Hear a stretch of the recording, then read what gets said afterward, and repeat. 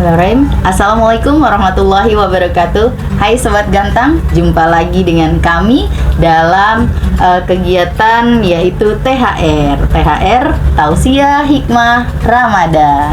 Alhamdulillah pada hari ini kita kedatangan Ustadz, mungkin Kiai kita bisa panggil ya, Abah Yai ya, yang sudah hadir di tengah-tengah kita semua, yaitu Bapak Ustadz Muhammad Nurdin SAG, dan alhamdulillah beliau selaku kepala SMP TK Gandasari. Selamat datang Pak Ustadz.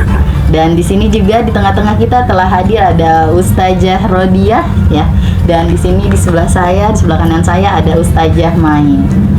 Oke, baik teman-teman dan sobat gantang semuanya, untuk podcast kali ini kita akan membahas mengenai keimanan di bulan suci Ramadan. Nah, sebelumnya kita dengarkan dulu tausiah atau penyampaian yang akan dipaparkan oleh Bapak Ustadz Muhammad Nurdin SAG. Enggak Pak Ustadz? Baik, terima kasih Ibu Hikmah. Assalamualaikum warahmatullahi wabarakatuh.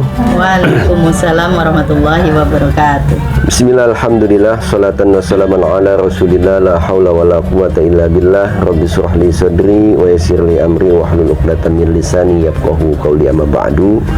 Yang saya hormati sahabat gantang semua di mana saja berada, dan para ustazah yang saya banggakan.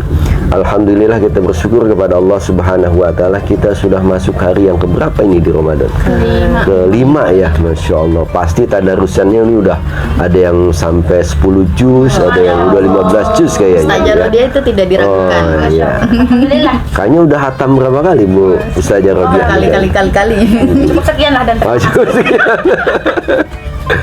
ya, karena memang biasa gitu ya. Jadi mentradisikan bahwa di bulan Ramadan itu kita lebih banyak berinteraksi dengan Al-Quran. Sebetulnya ini tidak mesti di bulan Ramadan saja gitu ya, tapi di bulan-bulan yang lain pun memang kita senantiasa dituntut untuk banyak berinteraksi dengan Al-Quran. Kenapa? Jawaban pertanyaannya begitu kan. Kenapa sih kita harus banyak berinteraksi dengan Al-Quran? Sebab Quran itu memang diturunkan oleh Allah Subhanahu wa taala kepada kita itu untuk menjadi panduan. Kalau kemudian kita enggak berinteraksi dengan Al-Quran, berarti kita lepas dari panduan. Ibarat sebuah kereta yang jalan tidak di atas relnya. Kebayang dong, kereta lewat jalan nggak di atas relnya, ngepot-ngepot dia. Udaranya ablong-ablong ya. Kok nama kos gitu lah. Ya itulah, jadi alhamdulillah kita bersyukur ya. Salawat dan salam semoga senantiasa tercurah kepada Nabi besar Muhammad Sallallahu Alaihi Wasallam.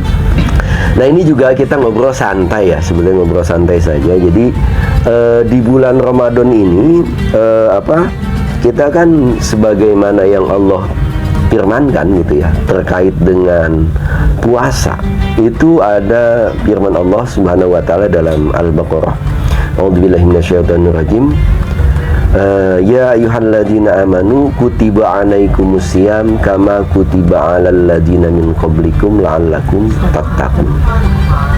Ini ayat yang mewajibkan kemudian kita untuk melaksanakan ibadah puasa gitu ya. Nah, kalimat ini keluar dengan kalimat ya ayyuhalladzina amanu. Jadi pertama ada panggilan. Ya, ada panggilan.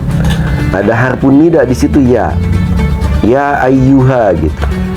Kalau orang dipanggil, Bu Ustazah Rodiah nih dipanggil sama Bu Ustazah Resti, tapi Bu Rodiah nggak nengok, kira-kira gimana tuh? Ngegas dia Pak. Oh. Dia akan protes Pak.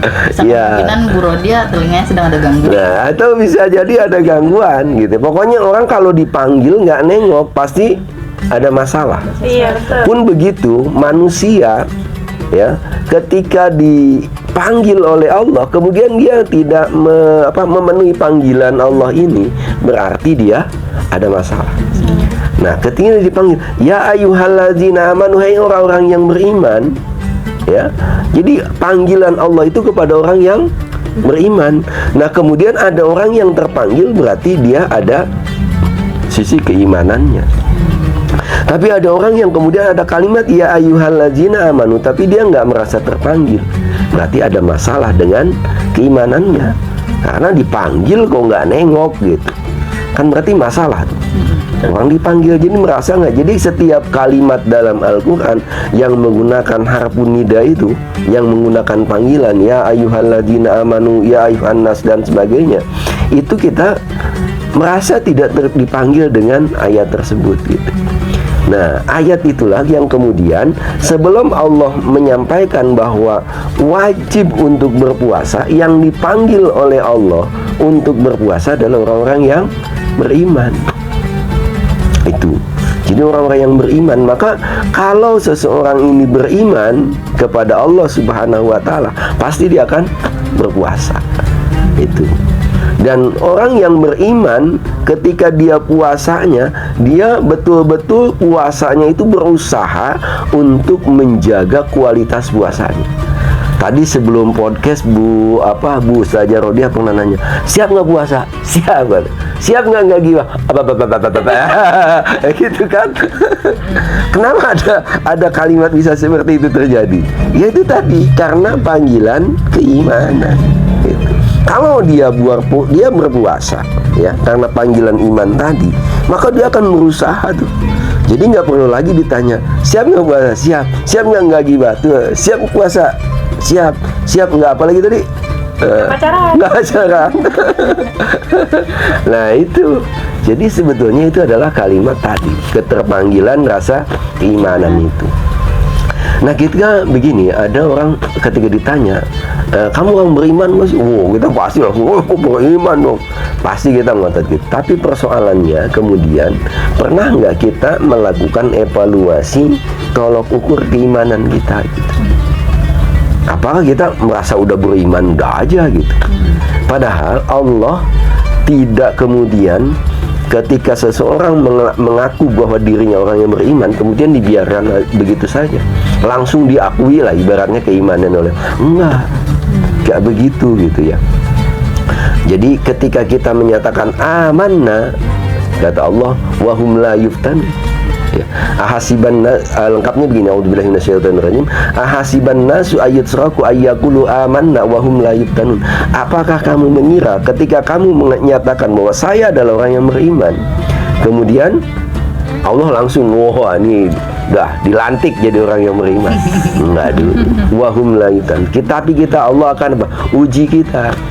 Jadi kalau kita lagi dapat masalah, kita lagi dapat musibah, itu sebetulnya adalah cara Allah untuk meningkatkan apa? Kadar keimanan kita.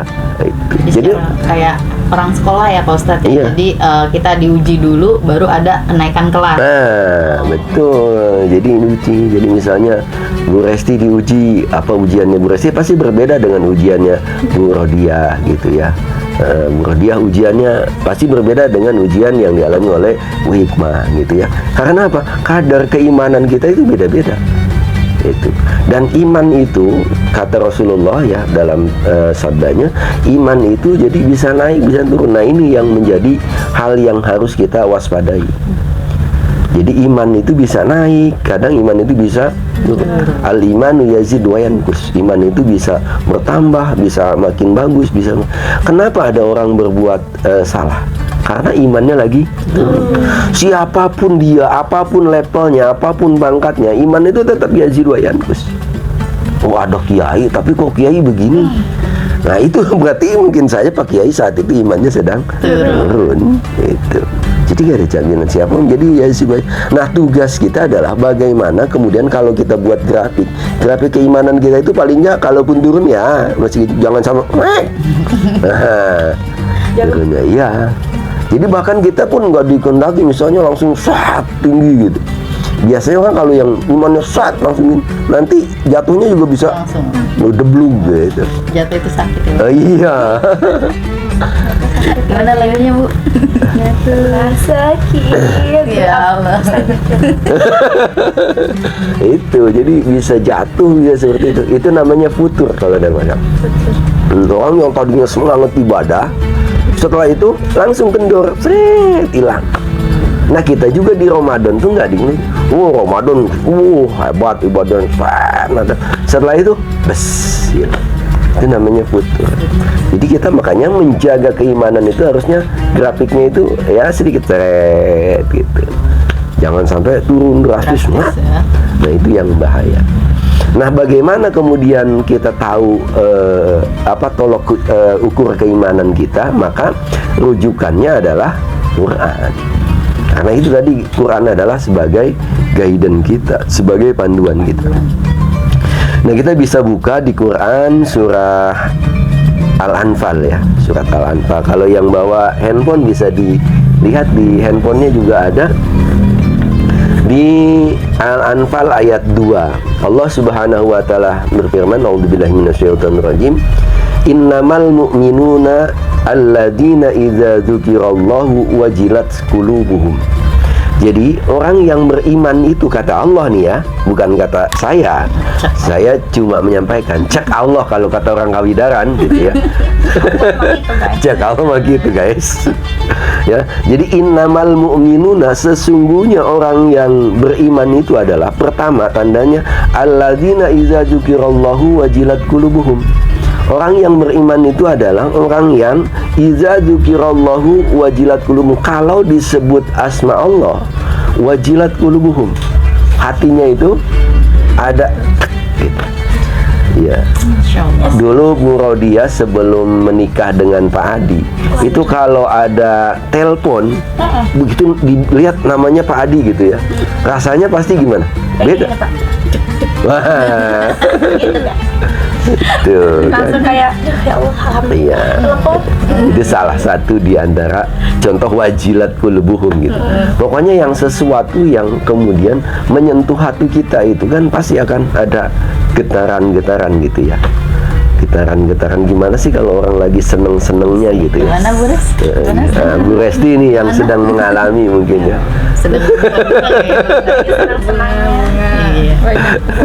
Nah, itu wajilat qulubuhum tuh. Jadi wajib. Jadi ketika ada asma Allah disebut, itu ada kontak batin di. Nah, apakah kemudian ketika ada disebut nih asma Allah, dia cuek aja? Nah, berarti tadi ada masalah dengan iman. Berarti ada tanda-tanda keimanan yang memang belum melekat di kita. Contoh misalnya ada panggilan azan, Allahu Akbar, Allahu Akbar. Biasa aja tuh dia, kayak nggak denger Bang. Tapi makanya ada orang kemudian, ada azan tuh, dia lagi rapat, dia lagi briefing, dia lagi meeting, dia lagi ada kegiatan. Kita stop dulu, sebab ada azan. Stop tuh kegiatan rapatnya. Dia ngobrol. Sami mawon. Siapakah itu? Iya. Alladzina idza dzukirallahu wajilat qulubuhum. Jadi gitu. Jadi tanda orang yang beriman menurut Allah dalam Quran surat Al-Anfal itu, jadi yang pertama adalah ketika disebutkan nama Allah ya. Ketika disebut nama Allah itu ya akan tergetar hatinya. Itu. Nah, nanti termasuk begini, ketika untuk apa sih kita harus beriman? Ini juga dijawab oleh ayat ini. Kenapa kita harus jadi orang yang beriman? Ya, setelah ada tanda-tanda kriteria orang yang beriman, karena manusia itu Allah tuh ngerti betul, Allah yang ciptakan manusia, Allah ngerti betul yang dipengenin manusia itu apa sih? Gitu. Ngerti banget Allah. Yang dipengenin Bu Rodia apa sih? Allah udah tahu. Itu sebelum Bu Rodia mengungkapkan apa yang diinginkan. Yang diinginkan Bu Resti apa sih saat ini? Teman saya juga tahu. Oh. Itu Allah juga sudah tahu gitu. Nah, tinggal kemudian bagaimana saat ini bagi kita adalah mendekati tanda-tanda itu supaya nanti benefitnya diberikan oleh Allah. Gitu. Ini loh kriterianya. Nanti ini benefitnya gitu. Jadi Allah tuh udah desain sedemikian rupa. Tinggal, jadi jangan kita kemudian, kok saya begini banget ya? Kok saya? Nah, dan seterusnya. Kok saya pengennya ini, kok saya begini? Nah, mungkin ada kriteria yang ditentukan Allah yang kemudian belum kita lakukan. Gitu. Tadi tanda orang yang beriman yang pertama, iza dzukirallahu wajilat qulubuhum. Yang kedua, wajah tuliat alaihim ayatuhu zadatuhum imana. Dan jika dibacakan ayat-ayat Allah, ya, dibacakan ayat-ayat Allah, tuh lihat gitu ya, dibacakan ayat-ayat Allah kepada mereka, ayatuhu tentang ayat-ayat Allah, tentang tanda-tanda kuasa Allah, zadat, maka akan bertambah keimanannya. Ini baik ayat-ayat yang sifatnya tersirat maupun yang tersurat ya. ayat-ayat yang jelas kita baca dalam Al-Quran atau ayat-ayat yang berupa fenomena alam, ya itu juga termasuk ayat-ayat Allah. Dia naik ke gunung, berangkat ke gunung, subhanallah, ini kok gunung indah sekali pemandangan di sini. Terpikir tuh langsung, betapa indahnya Allah, ciptaannya saja sudah sedemikian indah gitu. Nah itu jadi naik itu kan keimanannya. Jadi zadathum imana, orang yang beriman itu begitu. Pokoknya setiap dimanapun dia melihat ada tanda-tanda kekuasaan Allah, maka zadat. Dengar ada orang baca Al-Quran, langsung ada semacam apa ya, kayak handphone dicas gitu. Kan ada yang apa itu, yang gambar baterainya itu, tuk tuk tuk tuk tuk tuk. Ya, jadi seperti itulah. Jadi cara mengecas keimanan kita adalah tadi dengan dibacakan ayat-ayat Allah, dengan kita mentafakuri ayat. Makanya kadang-kadang tuh di sekolah kita di SMP Gandasari ya, SMP TG Gandasari ini juga ada acara outing class gitu ya. Atau kadang-kadang kita juga ada camping ya, ke gunung kemana gitu. Itu kan menikmat, bukan hanya sekedar jalan-jalan, atau bahkan kita sedang sama keluarga gitu berangkat kemana. Itu sebetulnya bukan cuman sekedar healing yang nggak karuan, tapi lebih kepada sedang mengecas keimanan. Itu tinggal bagaimana kita mensikapinya. Jadi orang jalan-jalan itu bisa jadi berpahala. Orang jalan-jalan niatnya apa? Wah, cuman jalan-jalan aja, nggak dapat apa-apa dia kecuali ya yang dia nikmati saat itu. Tapi kalau dia niatnya, saya ingin mengecas keimanan saya dengan cara apa? Mentafakuri ciptaan Allah. Jadi begitu dia datang ke objek yang dia tuju, objek wisata, sangat indah, misalnya dia begini, begitu dan sebagainya, itu akan zadathum imana. Maka perjalanannya akan punya nilai pahala. Refreshingnya dapat, pahala Double ya. Enak kan? Itu sebenarnya. Jadi beragama itu nggak sulit, beragama itu nggak kaku, dan Allah itu sudah setting sedemikian rupa sesuai dengan fitrah kita. Intinya Allah yang paling mengerti kita. Cuman kadang kita nggak mengerti kepada Allah gitu ya. Hanya Allah. Iya. Yang lain. Wajatul lihat alaihim ayatu zadatum iman, itu yang tanda yang kedua. Wa ala rabbihim yatawakkalun. Tanda yang ketiga orang yang beriman adalah dia bertawakal. Jadi setelah apa itu tawakul? Setelah ada usaha-usaha yang dilakukan oleh seorang manusia, maka kemudian apapun yang diberikan oleh Allah hasilnya itu adalah yang terbaik. Kita punya target A, tapi yang dikasih oleh Allah B, itu adalah yang terbaik. Itulah yang disebut orang yang bertawakal. Yang penting dia udah ada usaha. Jadi nggak pernah kecewa orang yang tawakal. Kenapa kita sering kecewa? Itu karena persoalannya di tawakal. Saya juga sama, sering kecewa lah. Pernah kecewa banyak.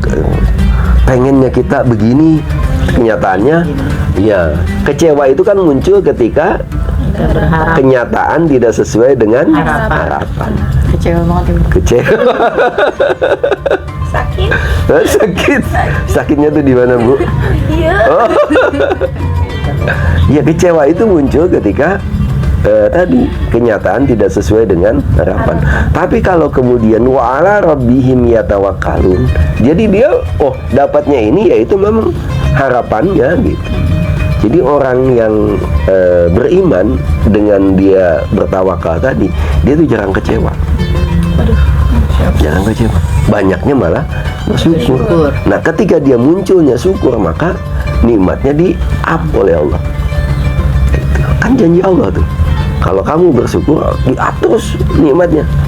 Padahal kita pengen nikmat itu terus tambah, tapi kadang-kadang kita gak bisa mensyukurinya. Yang nggak di-up sama Allah. Itu salah kita juga kan? Karena kita yang nggak ada upaya untuk melakukan tadi upaya-upaya yang bisa meng-up kenikmatan itu. Jadi itu tadi yang pertama apa tandanya orang beriman? Bergetar hatinya ketika mendengar asma Allah. Yang kedua, dibacakan ayat Allah maka bertambah keimanannya. Yang ketiga, bertawakal kepada Allah. Nah kemudian mereka yang punya ciri yang 3 tadi itu diimplementasikan dalam kehidupan kesehariannya dengan alladzina yuqimunas shalah. Mereka adalah orang-orang yang menegakkan sholat. Jadi tanda berikutnya, orang yang beriman itu selalu berusaha menegakkan sholat, bukan hanya mengerjakan sholat. Apa sih bedanya mengerjakan dengan menegakkan? Apa kan Beda, menegakkan dengan mengerjakan. Kalau menegakkan, kita memang butuh buat sholatnya apa? iya. Effort, butuh effort. Nah, butuh effort untuk Iya kan?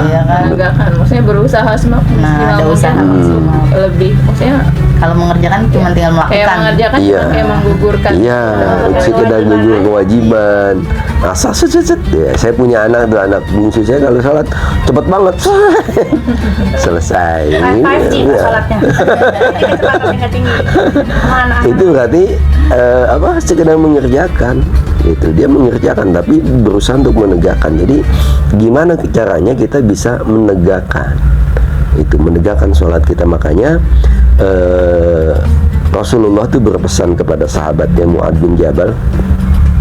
Kata Rasul, la tada ya Mu'ad, la tada fi kulli duburi sholah Allahumma a'inni ala zikrika wa syukrika wa husni ibadatik.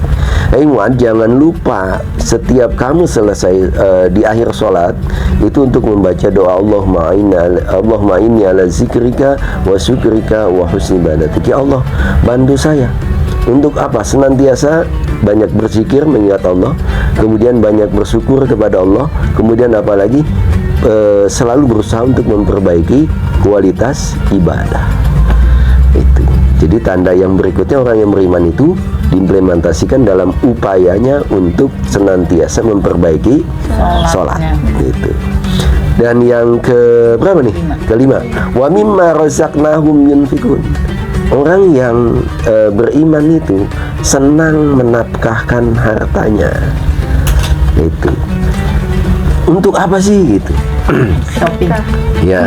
Jadi kita punya harta nih. Kita bekerja. Kita dapat gaji kan ya tiap bulan. Nah, itu pengeluaran apa yang paling pertama dikeluarkan? Ketika kita punya penghasilan bulanan. Sedekah. Oh, bagus nih. Jadi sedekah dulu yang kita keluarkan, bukan beli apa? Susu. Beli susu, ya, beli Shopee atau beli apa tuh yang sekarang skincare. Ya. Kalau Rodia pakai press. Merah dong saya. Lotok besoknya. Skincare nggak dapat, akhirnya dapatnya press care. Wah, bahaya juga ini ya. Nah itu jadi kita memang pertama ketika kita punya penghasilan, yang harus kita keluarkan adalah tadi sedekahnya. Nggak usah banyak-banyak, cuma 2,5% kok. Kita nggak usah berhitung apakah ini zakat profesi atau apa. Pokoknya udah itu ikhlaskan saja. Nanti akan berdatangan tuh kembali dari Allah. Akan datang gantinya dari Allah. Berupa apa? Keberkahan dari harta yang kita miliki. Kita dapat di pos ini cuma sekian, tapi nanti Allah akan kasih pos-pos lainnya. Pemasukan dari arah yang kita nggak tahu. Itu ketika kita tadi bersedekah seperti itu. Jadi makanya di sini Allah pinta itu sejauh mana kita mampu untuk itu. Jadi kalau 2,5% itu kan, kalau 1 juta itu cuma 25.000 ya. Jadi kita masih bisa menikmati 975.000. Kan masih jauh banget lah ya. Kalau diambil segitu. Nah itu bisa dikeluarkan itu. Itu kalau kita menjadi kebiasaan rutinitas kita, insya Allah. Wa mimma razaqnahum yunfikun. Jadi kita terus diberikan kemana? Silahkan kita berikan. Kita infakkan untuk masjid, untuk fakir miskin, atau untuk siapapun. Kalau orang tua sama keluarga itu? Oh, itu prioritas utama bahkan. Oh. Jadi sedekah itu pertama adalah orang terdekat. Itu orang terdekat. Jadi kalau masih ada keluarga, santuni dulu keluarga. Itu kita punya adik kita nih orang susah misalnya gitu ya, perlu dibantu, jangan dulu bantu orang lain, bantu dulu saudara kita gitu. Nanti terus jadi kayak apa, air kalau kita lempar ke batu ke air itu kan ya ada gelombangnya itu. Iya. Nah itu jadi urut-urutannya seperti itu. Nah kalau semua tadi itu kita lakukan, nih Allah bicara benefitnya. Tadi kan keharusannya, nih kamu lakukan ini, pasti kita kan mikir, kalau saya lakukan itu saya dapat apa? Nah, pertama kita dilantik oleh Allah, ulaika humul mu'minuna haqqo. Gitu dilantik tuh sebagai apa? Mukmin yang sebenar-benarnya. Jadi kita dilantik dulu oleh Allah, ulaika humul mu'minuna haqqo. Ya Pak, kalau udah seperti itu. Nah, kalau ketika sudah dilantik, berarti kan kita jadi pejabat ya. Jabatannya apa? Sebagai mukmin yang hak, mukminah haqqo, mukmin yang sebenarnya. Apa yang kita dapatkan kalau sudah dilantik itu? Lahum darajatun inda rabbihim, derajat kita diangkat, dimuliakan. Manusia ada nggak sih yang hidup nggak pengen dimuliakan? Nggak ada. Semua orang ngapain kita begini begitu, pengen dimuliakan. Nggak ada cerita tuh orang hidup pengen dihina, dinyek-nyek. Ya. Apa itu nyanyi? Nggak ada ya namanya orang itu. Nah itu jadi diangkat derajatnya oleh Allah. Tapi bukan karena diangkat derajatnya oleh Allah berbeda dengan dia mengangkat derajatnya sendiri gitu ya. Kalau itu yang timbul apa? Sombong. Nggak boleh kesinggung sedikit. Tapi kalau ini diangkat derajatnya oleh Allah, dianya tetap tawadu, tapi orang hormat karena tadi derajatnya memang sudah diangkat. Tuh. Jadi enaknya gitu kalau kita melakukan tadi. Lahum darajatun inda rabbihim. Kemudian apa lagi? Wa maghfiratun, dosa-dosa kita dihapus oleh Allah. Coba, apa nggak enak itu? Ada nggak manusia yang hidup nggak ada dosa? Kita nih, ada nggak yang merasa nggak punya dosa? Ada. Panglobana. Ya ada yang pasti lah. Banyak. Setiap saat kayaknya. Nah ini orang yang beriman itu setelah dilantik dia sebagai mukmin yang hak, kemudian dia diangkat derajatnya, dosa-dosanya dihapus. Coba itu, dosa-dosanya dihapuskan oleh Allah. Kalau dia mau melakukan tadi yang di Al-Anfal ayat 2, nah itu kita akan dihapus di dosa-dosa. Dan ini yang menyatakan Allah. Allah nggak pernah bohong, beda dengan janji-janji kampanye. Aduh. Ya. Aduh susah. Ikutan guys. Kalau janji Allah, innallah, ada garansi itu kan, innallaha la yukhliful mi'ad. Allah itu tidak pernah ingkar terhadap janjinya gitu. Beda dengan janji-janji manusia gitu ya. Iya, apalagi janjinya dia gitu kata Bu Resti. Nah itu jadi pertama kita dilantik, kemudian kita diangkat derajatnya, setelah itu kita dosa-dosa dihapus. Makanya ketika di bulan Ramadan itu kan ada hadis Rasul, man shoma ramadana imanan wahtisaban ghufira lahu ma taqaddama min dhanbi. Siapa orang man shoma, siapa orang yang shoma, yang berpuasa, puasa dia tapi imanan wahtisaban, maka dia akan ghufira lahu ma taqaddama. Tapi kalau dia berpuasa tapi enggak imanan wahtisaban, ya enggak dapat apa-apa. Dia puasa, dia tahan lapar, dia tahan haus, dia nggak makan, dia nggak minum. Tapi dia tadi, yang seperti obrolan kita tadi Bu Rodeh sampaikan itu, siap nggak puasa? Siap nggak gibah? Dia nggak saja. Nah itu berarti imanan wahtisabannya nggak dibawa, ya nggak dapat apa. Tapi kalau imanan wahtisaban, berarti kan nyambung dengan ayat ini. Ya, jadi ketika seorang iman dan wahtisaban ghufira lahu ma taqaddama, maka dihapus tuh. Maka nanti di akhir Ramadan itu ada yang namanya Idul Fitri, kembali kepada fitrah. Kembali kepada fitrah itu kan kita terjemahkan kembali kepada kesucian. Fitrah kita yang suci. Kita seolah-olah seperti baru dilahirkan. Kalau tadi puasanya landasannya iman dan keikhlasan. Itu. Kalau mengacu pada tanda kriteria orang-orang yang beriman. Kalau puasanya sekedar puasa, ya. Makanya ada hadis juga yang mengingatkan kepada kita, rubbas shaim laisa lahu illal ju'wal atas. Banyak orang yang puasa nggak dapat apa-apa kecuali lapar dan haus. Perih betul. Tapi tidak dapat apa-apa. Ya ayyuhalladzina amanu. Jadi jangan dulu kita bahas kutiba alaikumusiyam dan seterusnya, tapi kita harus ingat itu. Kenapa perintahnya ya ayyuhalladzina amanu? Berarti ada keimanan kita nih yang harus kita perbaiki supaya nanti apa? Kita betul-betul bisa Idul Fitri. Jadi banyak orang yang puasa kemudian bisa lebaran, tapi tidak banyak orang yang puasa kemudian bisa Idul Fitri. Beda lebaran sama Idul Fitri. Beda. Kalau lebaran kan makin gede iya, gitu.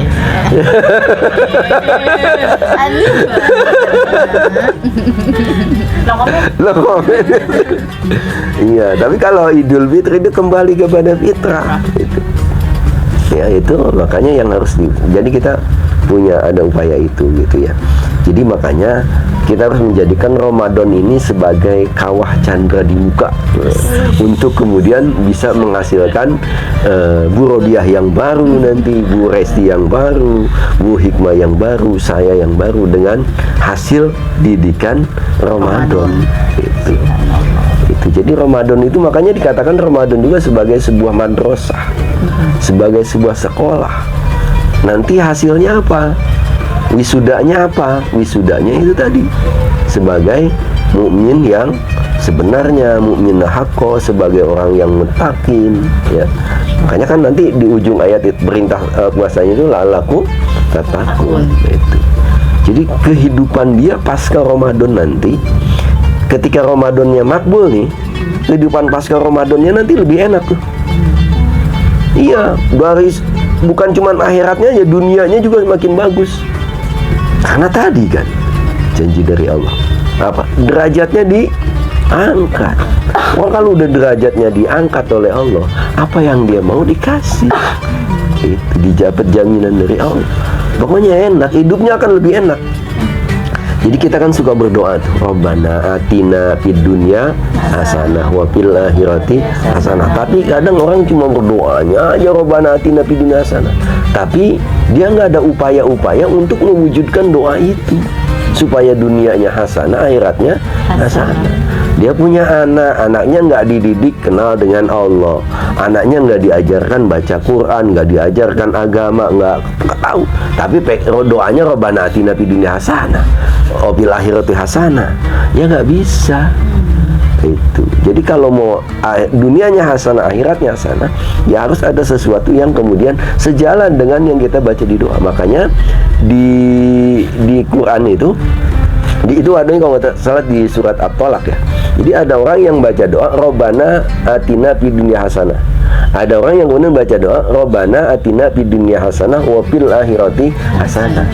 Nah, banyak orang yang kemudian Rabbana atina fid dunya hasanah titik. Gitu. Dia nggak pengen, iya dunianya aja yang dipikirin. Gitu, anak wah nanti pokoknya kamu sekolah harus pintar ya, nanti kamu bisa kerja di tempat yang ini, nanti kamu bisa banyak uangnya, nanti kamu akhiratnya nggak pernah dipikirin. Bukannya nggak boleh kita sukses dunia, boleh, tapi akhiratnya juga harus kita pikirkan gitu. Kalau akhiratnya dapat, dunianya nanti akan ngikutin gitu. Itulah makanya Rabbana atina fid dunya hasanah. Jadi kalau orang yang beriman, kita kembali tadi dia benefitnya pertama dapat diangkat derajatnya, yang kedua diampuni kesalahannya, dan yang ketiga warizkun karim, diberikan oleh Allah rizki yang mulia, bukan cuma sekedar rizki, warizkun titik sun. Itu udah hebat banget. Ini warizkun ditambah karim, rizki yang memuliakan. Banyak nggak sekarang orang kita lihat di berita dapat rizki? Ya dapat ya rizki. Kaya? Ya kaya. Nggak lama masuk penjara. Berarti rizkinya tidak memuliakan ya. Itu. Banyak orang yang kemudian dikasih rezeki, itu namanya istidraj. Kalau ada orang dapat rezeki makin hari makin banyak, makin hari, tapi dia semakin jauh dari Allah, itu namanya bukan rizkun karim, itu namanya istidraj. Kayak begini, Bu Rodia punya anak kecil kan ya? Iya. Siapa namanya? Irsyad. Irsyad. Nah, hujan-hujan gini nih dia main becekan. Dilarang kan sama emaknya biasanya, kamu jangan main becekan tuh, nanti ini. Emaknya meleng dikit, dia lari lagi misalnya gitu ya. Ntar diobrolin lagi, dia balik lagi. Meleng lagi, dia begitu lagi. Akhirnya kesel kan kita. Udah terus main becekan terus, ayo main. Nah, itu namanya istidraj. Memerintahkan tapi sesungguhnya tidak menghendaki gitu. Itu namanya contoh istidraj itu begitu. Udah silakan tuh, ambil aja semua. Nah, Allah juga kadang begitu. Ini orang dikasih peringatan, cuek aja. Dikasih ini nggak pernah ingat sama Allah. Dikasih gini nggak pernah ingat sama Allah. Akhirnya lah, kasih terus. Apa yang mau terus. Nah, padahal sebetulnya itu aneh. Jadi ada orang, hebat banget ya, hidupnya berkah banget. Sekarang udah punya mobil 5, punya rumah 10, punya ini, hebat banget, berkah banget. Belum tentu. Tolok ukur dia berkah atau tidak berkahnya adalah sejauh mana dia dekat dengan Allah. Kalau kemudian dia makin banyak rezekinya, kemudian dia makin dekat dengan Allah, itu tadi namanya warizkun karim. Itu kalau kita sudah dapat itu tadi, apalagi yang mau kita inginkan di dunia ini? Ya pasti bahagia banget kan? Bahagia banget, semua udah dikasih sama Allah. Iya, semua udah dikasih. Pendeknya kita makanya harus banyak berinteraksi dengan Al-Quran, karena Al-Quran itu adalah cara Allah untuk memandu perjalanan kehidupan kita. Itu makanya kita di SMP Gandasari juga kita rubah jadi SMPTQ, Sekolah Menengah Pertama Tahfiz Quran. Supaya apa? Kita semuanya nih, sivitas akademik, baik itu peserta didik, guru, karyawan, semuanya harus terus banyak belajar dari Al-Quran. Dan kemudian kita semakin dekat dengan Al-Quran, semakin sering kita berinteraksi dengan Al-Quran, semakin kita banyak belajar dari Al-Quran, dari panduan Al-Quran. Maka insya Allah kita pengen pengen bahagia kita di dunia, kita pengen juga bahagia di akhirat. Pokoknya kalau kita ini Allah begini kan, ini diciptakan Allah, ini caranya loh, ya jalan yang harus kita lakukan. Itu jadi Allah tuh ketika menciptakan manusia itu udah lengkap dengan SOP-nya, dengan manual book-nya. Kita punya handphone, ini kan juga ada manual book-nya, ya. Nanti kan di kardusnya itu ada kan? Ya, handphone ini nggak boleh dicelup di air, karena bukan termasuk handphone yang anti air. Kalau saya celup, gitu ya, kayak Oreo gitu, dijilat, dicelup. Ini kalau dicelup di air pasti mati dia. Gitu. Karena memang di manual booknya seperti itu. Jadi cara makainya nggak boleh dibanting. Kalau saya banting ya hancur. Gitu. Dia kan pasti ada manual booknya. Jadi ini cara pemakaiannya, ini harus begini dan seterusnya. Jadi begitu juga manusia. Manusia itu ada manual booknya. Apa itu manual booknya? Yaitu Quran. Nah, kita mau nggak, pertanyaannya, berinteraksi dengan Quran? Oke, sekarang kita boleh ada tanya jawab lah. Nah, ini barangkali kaitan nama yang terakhir. Ya. Gimana cara kita yang Masya Allah imannya kadang kebanyakan turun daripada naik? Tips-tipsnya supaya cara iman kita naik walaupun sedikit demi sedikit gitu. Walaupun namanya manusia emang tempatnya salah, tapi tipsnya supaya kita tetap menjaga keimanan kita, dan kalaupun kita hilaf, kita langsung menyadari bahwa itu kita salah. Ya. Ini pertanyaannya luar biasa ya. Insya Allah. Ya. Jadi saya pun mengalami hal yang sama, Bu saja ya. Jadi saya mengalami hal yang sama. Ketika apa yang harus saya lakukan supaya iman itu tidak, pada relnya gitu. Kalaupun dia tuh nggak sampai merosot. Gitu. Kita cari kembali, kita tadi karena kita harus berinteraksi kepada Al-Quran, maka kita cari jawabannya pun di Al-Quran. Apa yang Quran berikan? A'udzubillahi minasyaitonirrajim. wal 'ashr innal insana lafi khusr. Manusia itu sesungguhnya manusia itu dalam keadaan rugi. Illal ladzina amanu wa amilus solihat wa tawasau bil haq wa tawasau bis sabr. Jadi adalah yang paling kita yang paling bisa kita lakukan untuk menjaga keimanan kita. Pertama, kita harus berteman dengan orang-orang yang watawasau bil haq watawasau bis sabr. Itu kan kalimatnya tafa'ala ya tafa'alu, artinya apa? Saling. Jadi saya sebagai kepala sekolah nggak bisa saya merasa sebagai super power segalanya. Ada tetap batasan-batasan tertentu. Ada kalanya saya harus butuh masukan, saran, kritik, mengingatkan. Itulah makanya watawasau bis haq watawasau bil haq watawasau bis sabr, kita harus tetap ada dalam level, dalam kehidupan apapun. Jadi kalau kita cari teman kita itu pertama, jangan yang kemudian memuji-muji kita terus. Kadang orang paling seneng kalau udah berteman, dia diangkat-angkat, pokoknya di top-topin aja kita. Tapi nggak pernah mengingatkan kita, nggak pernah memberikan saran kepada kita. Itu bukan teman yang baik. Jadi bukan teman yang ideal untuk menjaga keimanan tadi. Nah, teman yang baik itu yang bagaimana? Yang watawasau bil haq watawasau bis sabr. Harus saling mengingatkan. Hari ini kita kumpul seperti ini dalam upaya kita saling mengingatkan. Saya tidak lebih bertakwa daripada sahabat ganteng semua, daripada ibu-ibu saya semua. Tidak. Kita semua orang-orang yang sedang ingin meraih derajat takwa itu. Kita semua adalah orang yang kemudian ingin untuk semakin baik karena keimanan kita. Gitu. Jadi ketika iman itu berjalan, maka dia akan teringat tadi. Karena apa? Ada saling mengingatkan. Nggak ada cara lain kecuali saling mengingatkan. Dan berarti kalau orang sudah paham pada konsep watawasau bil haq watawasau bis sabr tadi, dia kalau diingatkan dia akan marah.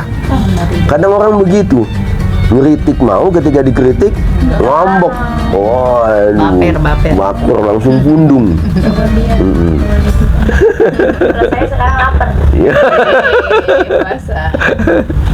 Itu jadi kita kalau suatu saat kita diingatkan, ya itu kita harusnya berterima kasih.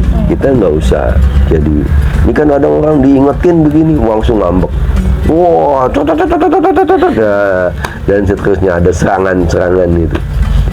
Itu menandakan kenapa ada seperti itu. Berarti dia tidak memahami konsep tadi watawasau bil haq kalau itu tidak dilakukan, maka yang dia dapat apa? Khusrin, rugi.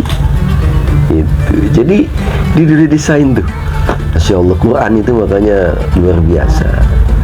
Jadi segala sesuatu. Begitu Bu Ustazah Radia. Jadi kita kalau mungkin ada trik lain atau ada dari Bu Ustazah Hikmah atau Bu Ustazah Resti, kita diskusi aja lah, gitu. Nah, itu mungkin yang saya cermati begitu. Oh, caranya ya itu tadi. Kadang suka begini karena yang saya rasakan apa ya? Ada kalanya saya malas ibadah. Iya, capek kayaknya gitu. Udah pengennya pasrah aja ngegoler gitu. Tiba-tiba diingatkan anaknya, cukup. Papa nggak ke masjid. Aduh.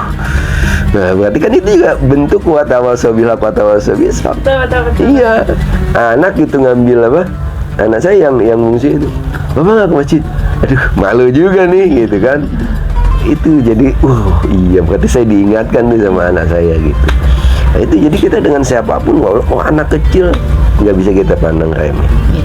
Tetap siapapun itu bisa untuk mengingatkan kita. Jadi maka di situ kita butuh teman yang support sistemnya kepada kita itu senantiasa pada hal-hal yang positif gitu. Ya. Itu makanya penting sekali. Sampai begini, Sayyidina Ali itu pernah ditanya, kalau kamu mau tahu siapa dia, kamu nggak usah tanya dia itu siapa, tapi cukup tahu siapa dia temannya. Itu saking pentingnya teman. Ya, teman itu harus memberikan kontribusi positif tadi kepada kita. Nanti berpikir kita jadi positif, kemudian tanggapan kajian dari apa? Support system dari teman-teman kita itu, lingkungan kita. Kalau kita bergaul dengan orang-orang yang kemudian berpikirnya positif, maka kita akan terbawa pada hal-hal yang positif. Tapi kalau kita bertemannya nanti dengan orang-orang yang kemudian mikirnya julid aja, mikirnya suka apa tuh? Suudzon aja ke orang lain, itu nanti kita akan terpengaruh. Kita pun akan berperilaku hal yang sama gitu.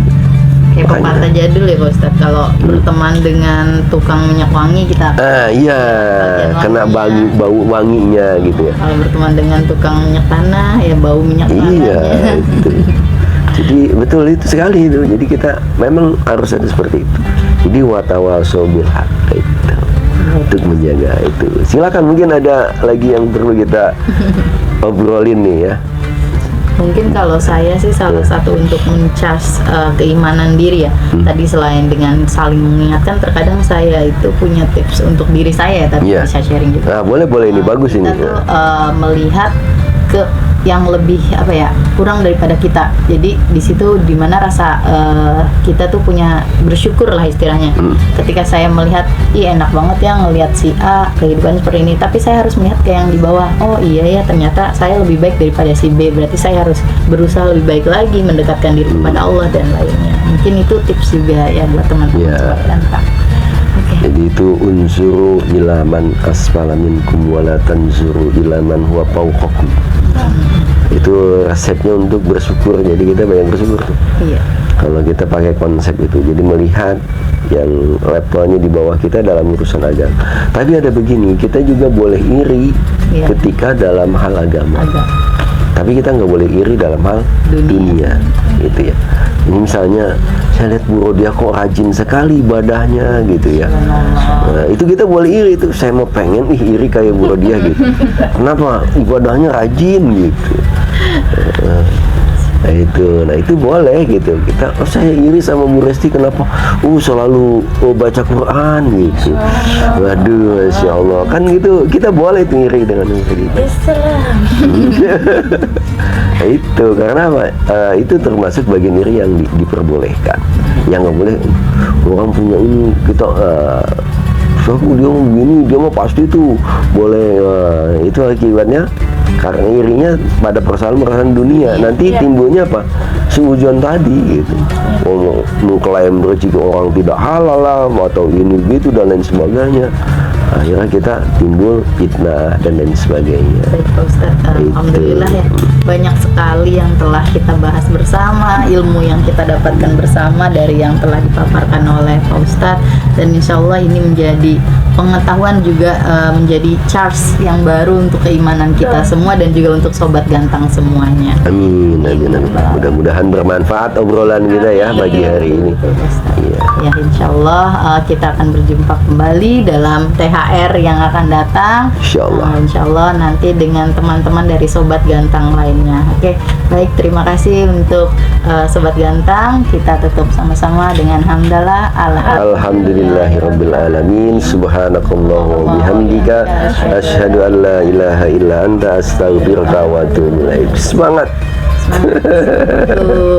Dadah sobat gantang.